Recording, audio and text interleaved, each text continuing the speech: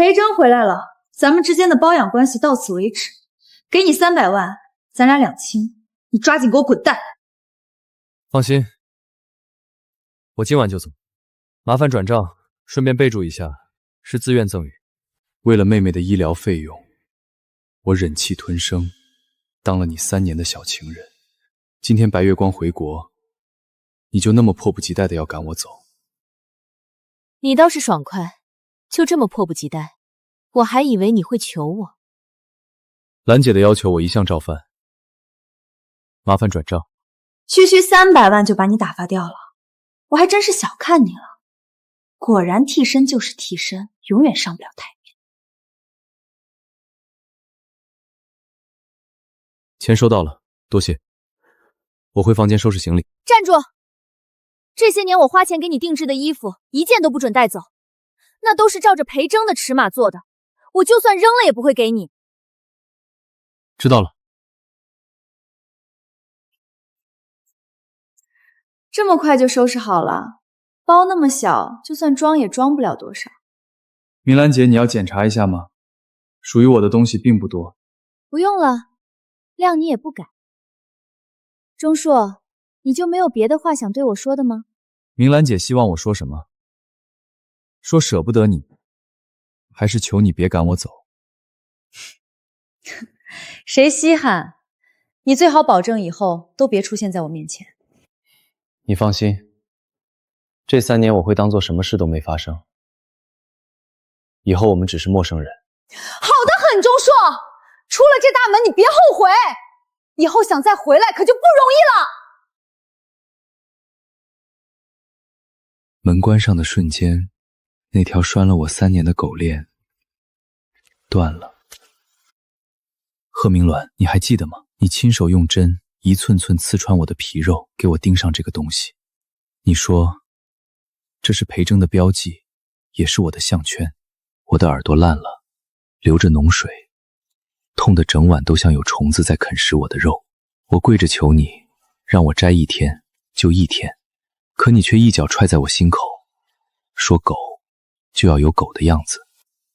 你以为300万就能买断我的骨头、我的尊严、我的一切？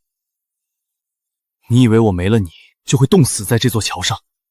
贺明兰，你太高看你自己，也太小看我了。这只手废了，你记得吗？我原本是用它画图的，为了让我模仿裴征那个左撇子，你用戒尺一寸寸打断我的指骨。你说你的狗不能有自己的思想。贺明兰，我用这只废掉的手和被你踩成烂泥的3年，换回了我妹妹的命。终于结束了，我钟硕再也不用当你的狗了。明兰，真把那条听话的狗给赶走了，好歹养了3年，你舍得吗？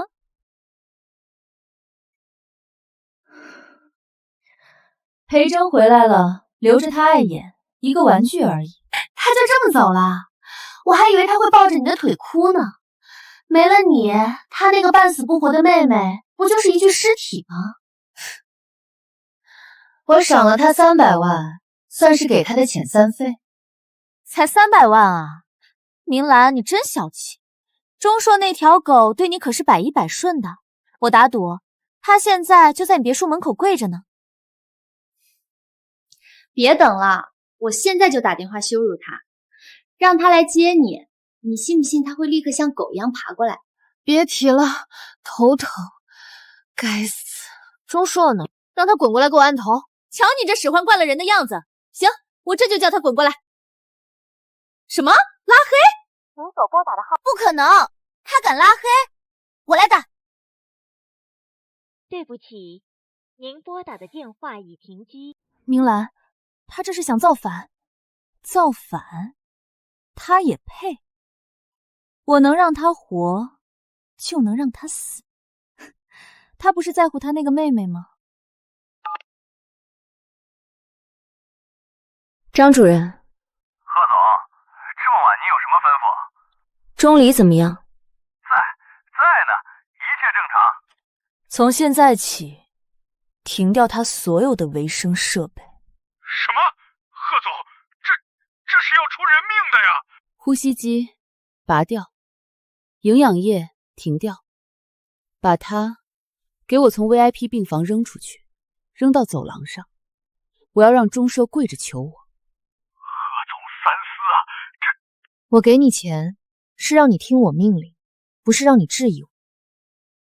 我给你半个小时，半个小时后我要在走廊的监控里看到他，不然你的医院也别想开了。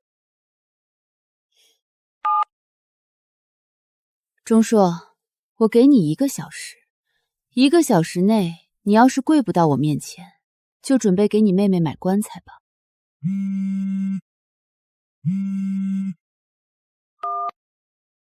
喂，钟先生，我们已经到了，您妹妹的医疗接管程序已经启动，盛世集团的专家组正在交接，您不用担心。谢谢。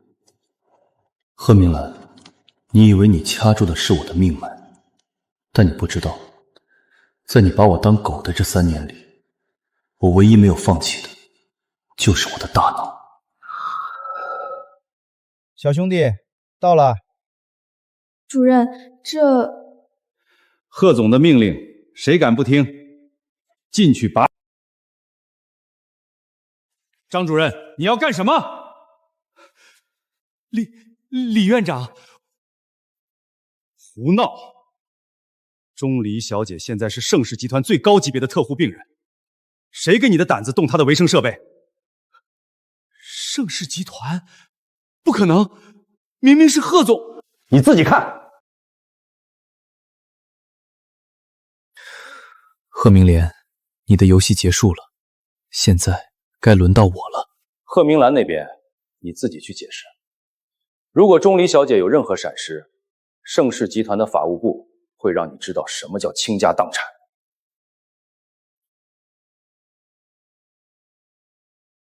明兰，你太有才了，居然把手机关机半小时。我猜钟潇的手机都快被他摁烂了，就等着你开机给你求饶呢。等等，那条狗现在会不会已经哭晕在医院吧？活该！叫他敢拉黑我们，就得这样晾晾他。到时候他肯定会这么说：明兰，我错了，我不是人，我再也不敢了，求求你大发慈悲，救救我妹妹吧！我等着，我就是要让他知道，他那点可怜的骨气，在他妹妹的命面前一文不值。骨气？一个靠女人养活的废物哪来的骨气？他以为拉黑你就是反抗了，真是笑死人。他现在肯定后悔的肠子都青了。我敢打赌，他现在正跪在医院走廊上，一边摔自己耳光，一边骂自己有眼不识泰山，竟然敢得罪你这尊大佛。会的，这3年来我把他调教得很好，他知道什么能碰，什么不能碰。他妹妹就是他的死穴，我轻轻一捏，他就得乖乖听话。对，还是明兰你手段高，对付这种养不熟的狗，就得用最狠的招，让他明白离了你，他连呼吸都是错的。没错，我给过他机会了，是他自己给脸不要脸，以为拿了100万就能远走高飞。我就是要让他知道，我给他的才是他的，我不给，下场就是这样。他那300万现在估计正攥在手里发抖呢，那点钱花都花不出去，他肯定快疯了。怎么回事？还没打来？这张主任办事效率也太低了吧？会不会是那条狗直接吓傻了？或者他没钱打车，正跑着去医院呢？那可有好戏看了。别急，越是这样，说明他越痛苦，越绝望。等他把所有路都堵死，才会发现唯一能救他的只有我。来了来了，重头戏来了！快接，开免提，我要听听他是怎么哭着求你的。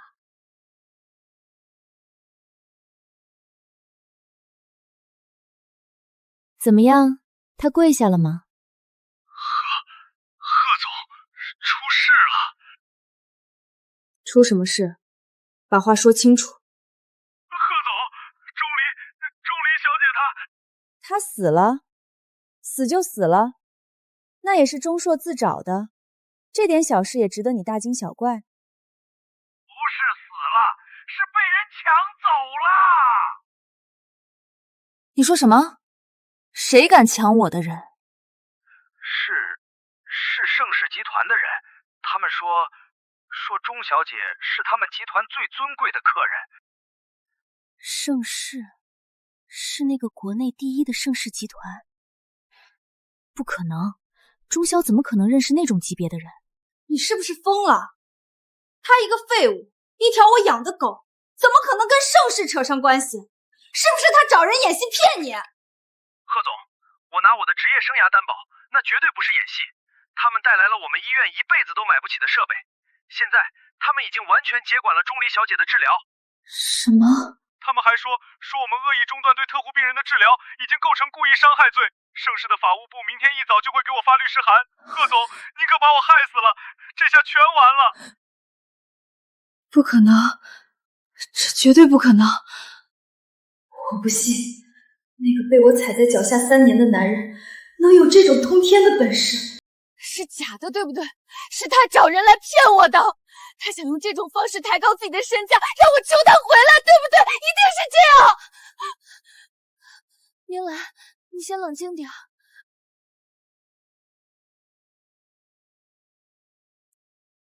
爸，贺明兰，你这个孽障，你到底在外面得罪了谁？爸，我没有。没有？盛世集团刚刚单方面撕毁了和我们贺家所有的合同，就在这几十分钟里，我们家的股价蒸发了好几个亿。我不管你得罪了哪路神仙，现在立刻马上给我滚回来！不可能，不可能！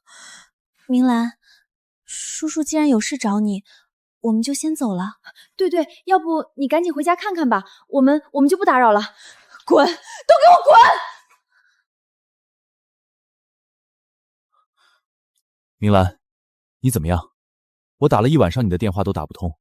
苏婉告诉我你在这儿，你让我担心死了。裴铮，是真的，全都是真的，我们家完了，盛世集团，我爸。别怕，我在这里。到底怎么回事？昨晚伯父打电话给我，语气很不好，但具体情况我也没听清。是钟潇，那个废物，他不知道怎么搭上了盛世集团，他们停了我们家所有的合作，贺氏股票蒸发了好几个亿，他还让人把钟离接走了。明兰，你先冷静下来听我说，你觉得这现实吗？什么？钟潇是什么人，你比我清楚。一个父母双亡、妹妹重病的穷小子，他凭什么能调动盛世集团？盛世是什么地方？是我裴家的产业。别说他，就算是我要做到这一步，都得通过董事会层层审批。可是我爸接到的电话，还有医院那边。所以说他很高明，知道盛世集团名声在外，一般人可不敢得罪，所以他用你给他的那300万，演了一出惊天大戏。演戏？你想想，他找几个演员伪造盛世集团的身份，去医院把人接走，这难吗？再用一个虚拟号码冒充盛世高层给你父亲打电话，制造恐慌，让你们自乱阵脚。股市的变动很可能就是他散布的假消息引起的连锁反应。他敢？他当然敢。他被你养了3年，怎么可能舍得这荣华富贵？他这是在赌，赌你会因为恐慌而低头，甚至求他回来。这不过是他欲擒故纵的低劣手段罢了。好一个钟柱，敢耍我！我贺明兰长这么大，还没被一条狗算计过。好了，别气了，既然是演戏，总有戳穿的一天。你先去洗个澡，换身衣服，我们一起回家跟伯父商量一下，然后去盛世集团把这件事彻底解决。蠢女人，这就信了。不过这样也好，让你去闹，闹得越大，裴家那2位就越不可能认回那个杂种。股价还在跌，董事会已经吵翻天了，这就是你说的演戏？爸，你不要被表象骗了。钟硕一个孤儿，他哪来的本事？明兰，现在不是意气用事的时候，不管是不是骗局，盛世集团这个名字一出来，我们就输了，外界只认结果。伯父，您先别急，我和明兰的想法一样，这件事处处透着蹊跷。但您说的对，当务之急是稳住局面，所以我建议我们主动去一趟盛世集团。去盛世？对，如果这真是钟硕的骗局，我们一去，他的谎言不攻自破。如果他和盛世真的有那么一丝关系，我们主动上门，姿态放低，我再联系一下我父亲那边，这事儿也就过去了。好，就这么办。小裴，这次要多亏你了。幸好有裴哲在，盛世集团是裴家的产业，而裴家夫妇视裴哲为亲子。钟潇，看我不揭穿你的谎言！你好，我是裴征，想拜访一下你们的负责人。裴先生您好，系统显示您没有预约，请问您需要我为您联系哪位负责人？我想找能负责你们集团往来业务的人。你不认识裴征吗？他可是你们集团的小少爷。算了，先叫你们管事的出来，就说我贺明兰要见他。抱歉，贺小姐，我没听说过什么小少爷，会见我们公司的管理层都是需要预约的。如果您要闹事的话，我只能请安保人员过来了。不好意思，小女脾气急了点儿。我们是贺氏集团的，我们确实有急事儿，您看能不能通融一下？图纸呢？钟硕的最终版设计图出来没有？下午就要给董事会汇报了，这可是我们下个季度的核心项目。钟设计师还在最终调试，他说光影效果还有0.01毫米的偏差，他不能接受。这个钟硕，走，我亲自去催。这个项目要是成了，我们设计部今年就是集团最大的功臣。钟硕，我没听错吧？他一个废物还成设计师了？可能只是重名。不，我倒觉得就是他，演戏演上瘾了，还真混进盛世集团来当演员了。走，我们去看看，我要当众揭穿他，看他怎么收场。天啊，这个腰线的设计简直是神来之笔！你们看这个前脸，太有攻击性了，我爱死了。这里的曲面过渡还是不够自然，它应该像猎豹扑食前绷紧的脊背，充满张力，而不是一块僵硬的铁皮。钟硕，我还在想你这个骗子能演到什么地步，没想到你还真有胆量，竟然敢混到这里来。哟，还穿上白衬衫了，是挺像那么回事的。怎么，我给你的300万这么快就花完了？不够你请演员的费用了，现在亲自下场了。钟硕，我们贺家待你不薄，你就是这么回报我们的？用这种下三滥的手段，很好玩吗？你们来这里干什么？干什么？我们当然是来揭穿你这个大骗子的。你以为你混进盛世集团就能冒充这里的人了？我现在就去找你们领导，告诉他们公司混进来一个骗子，一条狗。你是什么人？谁允许你在这里大放厥词的？你又是谁？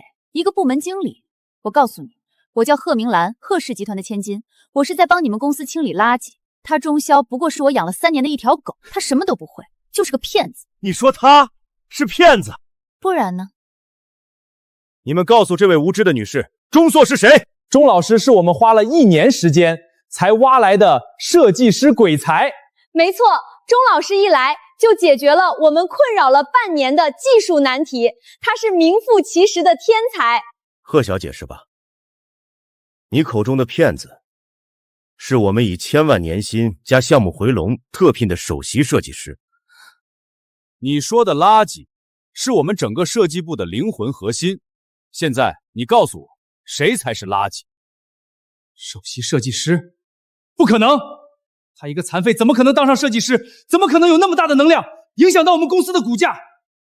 你们一定都合起伙来骗我们！贺明兰，你还记得这只手吗？你用戒指把它打断，让我落下了残疾。我刻苦训练，终于练成了左手拿笔。如今3年期限已满，我不欠你什么。你们以后也别来打扰我的生活。王总监，无关的人他们影响了我的思路，可以请出去了吗？保安，把这几个闹事的人给我轰出去！以后不准他们踏入盛世集团半步！我不信，我不信！钟晓，你这个废物，你给我等着！设计师又怎么样？我照样能让你滚蛋！大家可以看到，这辆车的流线型设计不仅能有效降低风阻，那不是贺氏集团的贺明兰吗？怎么被保安拖出来了？听设计部那边传来的消息，他跑去钟老师那里大闹，说钟老师是个骗子，是他养的狗。我的天，他疯了吗？钟老师可是王总监他们花了天价挖来的宝贝，他怎么敢这么说？可不是嘛，被王总监当场骂了个狗血淋头，直接叫保安轰出来了，真是没脑子。放开我！你们听到了没有？你们这群有眼无珠的东西，都被那个骗子给骗了！我要见你们董事长，我要投诉你们！闭嘴！还嫌不够丢人吗？伯父，这里面肯定有误会。一个设计师就算再有才华，也不可能让所有员工都像疯了一样维护他。你闭嘴！我现在不想听什么误会，我只想知道我们贺家到底得罪了谁。我们贺家几十年的基业，不能就这么不明不白的毁了。我是裴征，裴氏的裴，这里没你们的事儿了，下去吧。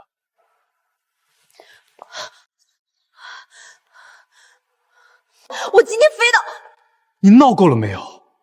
你还嫌脸丢的不够干净吗？你现在冲上去，除了让他们看更多的笑话，还能得到什么？可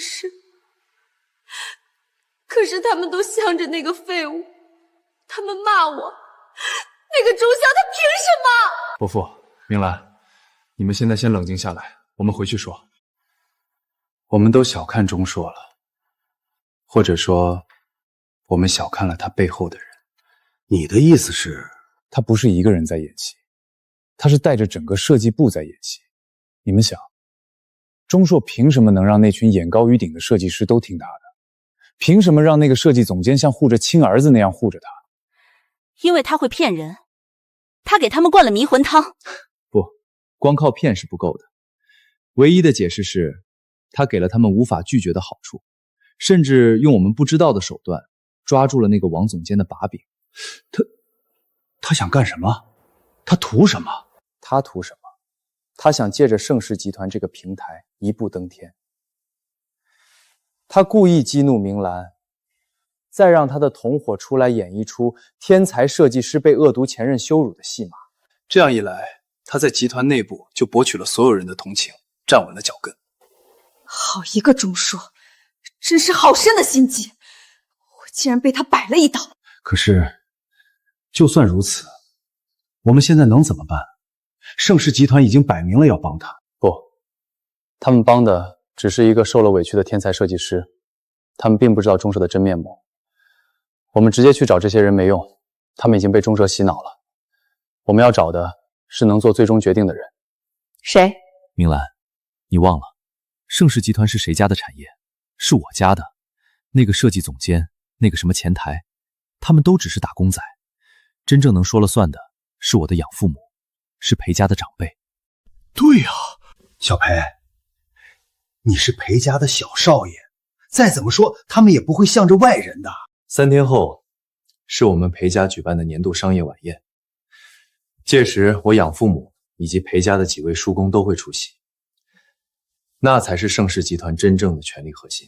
伯父，明兰，这是我特意为你们留的，到时候你们当着我父母的面把钟硕的所作所为，把他是如何欺骗明兰，如何当了3年替身，如何拿着明兰的钱反过来设计陷害我们的一切，全都公之于众。当着所有人的面揭穿他。没错，你想想，当他们知道自己公司重金聘请的设计师竟然是一个靠女人养活、人品败坏的骗子，他们会怎么做？到时候根本不用我们动手，我父亲就会亲手把他扫地出门，让他身败名裂。好计谋！小裴，你真是我们家的贵人啊！钟潇，你给我等着，3天后我要让你跪在我面前，把你今天带给我的耻辱1000倍100倍的还回来。钟硕，我要送你一份大礼，我会亲手把贺明兰这颗最完美的炸弹送到宴会上，让他在所有人面前引爆自己。小裴，你说的有几成把握？万一那个钟霄在裴董和裴夫人面前也颠倒黑白呢？伯父，您放心，在绝对的权力面前，任何阴谋诡计都是笑话。钟硕能收买一个设计部，难道还能收买整个裴家吗？伯父，您别忘了，钟少的底细我们一清二楚。你说的对，人证、物证我们也有。他拿了明兰300万的转账记录还在。到时候我要把银行流水单打印出来，一人发一份。我要让所有人都看看，盛世集团重金聘请的天才设计师是怎么靠女人给的零花钱活下来的。明兰，这个主意好，釜底抽薪，让他无从辩驳。我还要告诉所有人，不是我心狠，是他自己犯贱。就算他成了什么设计师，他骨子里也永远是我的一条狗。把你的委屈、你的愤怒全都说出来，宴会那天你才是主角，所有人都会站在你这边。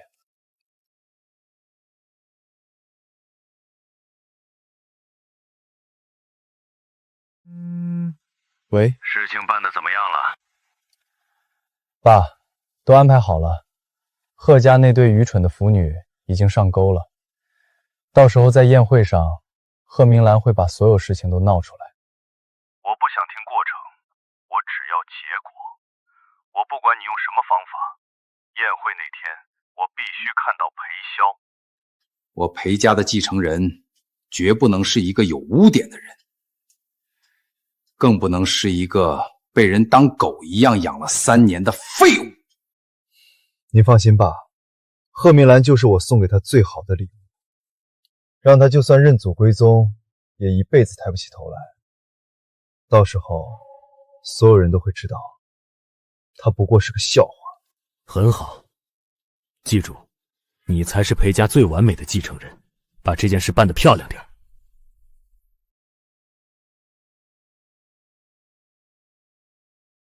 钟秀，我的好堂哥，你以为你回来了就能拿回一切吗？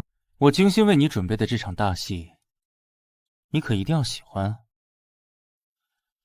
贺明兰这个疯女人，会是你一生都洗刷不掉的耻辱烙印。各位来宾，各位朋友，晚上好！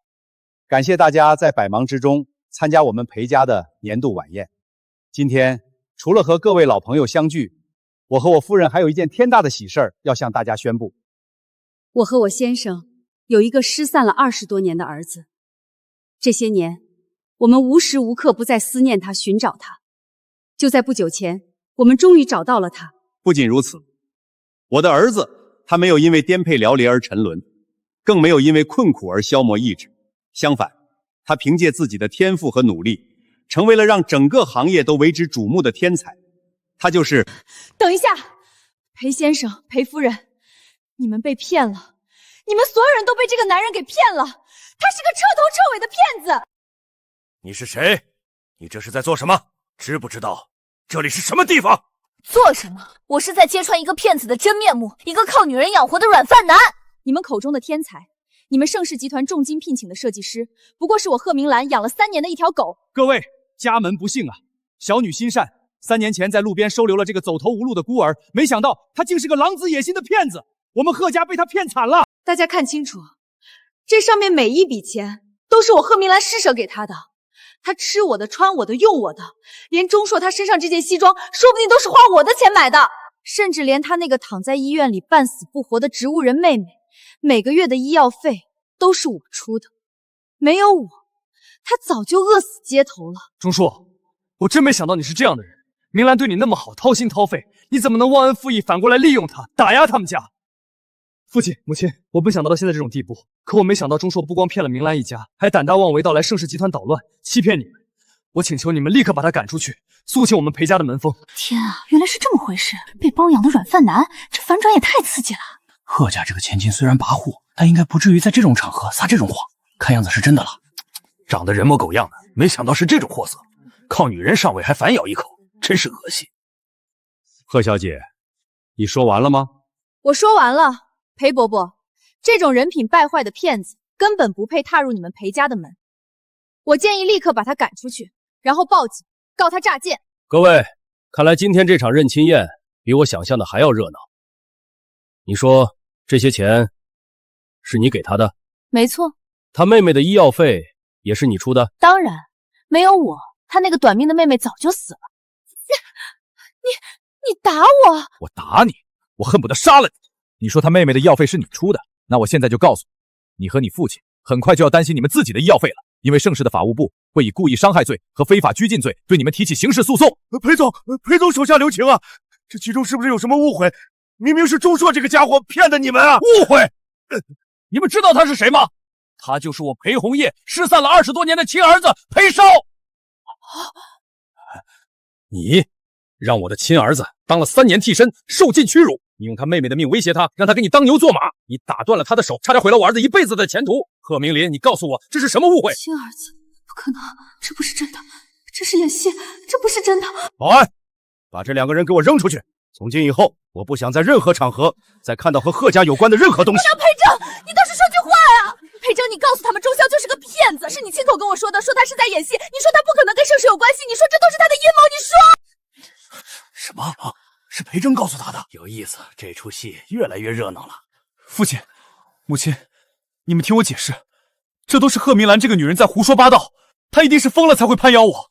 裴正，你说什么？是你让我来宴会上闹的，是你说的，让我当着你父母的面把钟潇的所作所为公之于众。你说这样才能让他身败名裂，你忘了？你闭嘴！你这个疯女人！我什么时候说过这种话？我以为你是受人蒙骗，没想到你是颠倒黑白，现在竟然还想甩锅给我！父亲、母亲，对不起，是我识人不清，被这个女人蒙蔽了，是我的错，我不该带她进来。裴正，你个王八蛋！你利用我，是你让我来的，你不得好死！还给我！住手！堂弟，你亲爸的电话不接吗？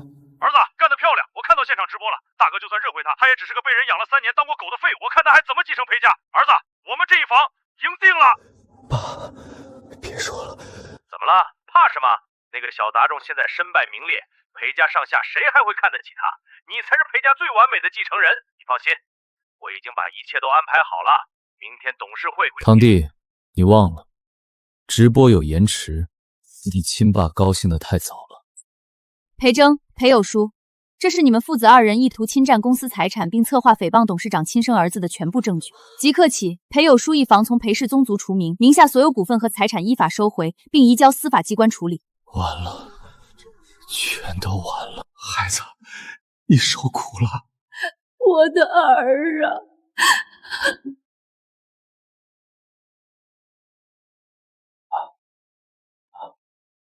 我回来了。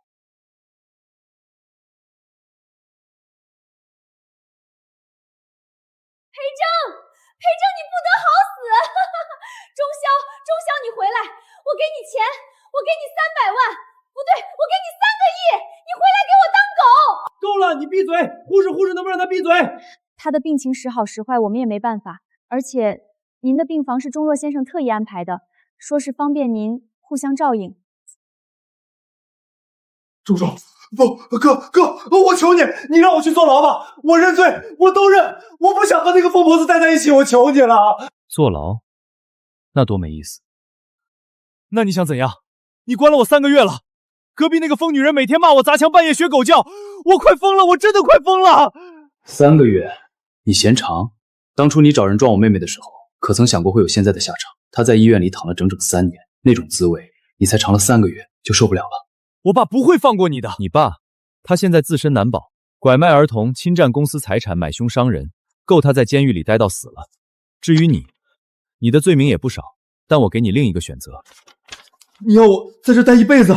对，你让我妹妹在病床上躺了3年，我就让你在这间病房里住一辈子。隔壁就是你一手炮制出来的疯女人，她会每天每夜的提醒你做过什么。不，我不要，我宁可去坐牢。你没得选，你的住宿费我会按时付，就像当初贺明兰养我一样，放心，1分都不会少。不，钟硕，你来了，你是来看我的对不对？你还爱我对不对？放手。裴铮，裴铮，你回来了。不对，你不是裴铮，你是钟宵，你是我的狗，快给我学狗叫，汪汪汪，快叫！贺明兰，你还记得吗？3年前你也是这样抓着我的头发，让我跪着给你系鞋带。那时候我想，总有一天你会跪在我面前，但我现在发现你不配，你就留在这里，和你的白月光作伴吧，一辈子直到死。钟宵，你别走，我真的知道错了，你回来，你回来啊！哥，你回来啦。哥回来了。哥，你耳朵怎么了？怎么有个疤？没事儿，被蚊子咬了一口。骗人！蚊子能咬出那么大的疤？真的没事，都过去了。以后再也没有人敢欺负我们了。